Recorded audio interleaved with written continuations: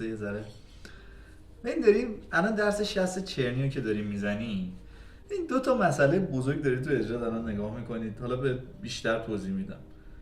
یکی در مسائلی که شاید نتونی اینو درست بزنی، یکم مچ دستت خیلی دیگه داره بالا پایین میپره، داری اجرا میکنی. یه نکته دیگه هم الان پیدا کردم البته، ولی خب بعدا حالا برات توضیح میدم. مچ دستت الان اصلا نباید اینقدر، ببین آقا میبینی؟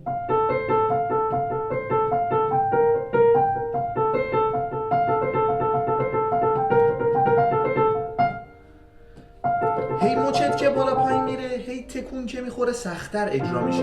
سرعت تو بیار پایین‌تر داریم اجرا میکنیم. الان ما فقط میخوایم چی میگن، خط اولش رو اجرا بکنیم.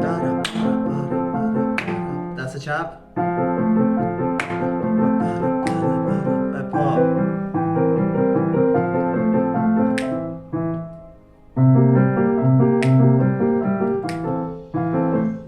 دقت کن.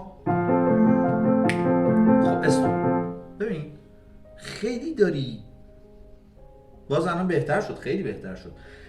این حرکت مچ قاعده داره، اصول داره، حرکت دست قاعده داره، اصول داره، همیشه و همه جا نباید. وقتی که دست در حالت سکون قرار داره، نیازی به حرکت عرضی طول اینا نیست، نیازی نداری اما مچتو تکون بدی. میفهمی؟ اونقدر سختش نکن، برای اجرا نباید انقدر حرکت زیادی داشته باشیم.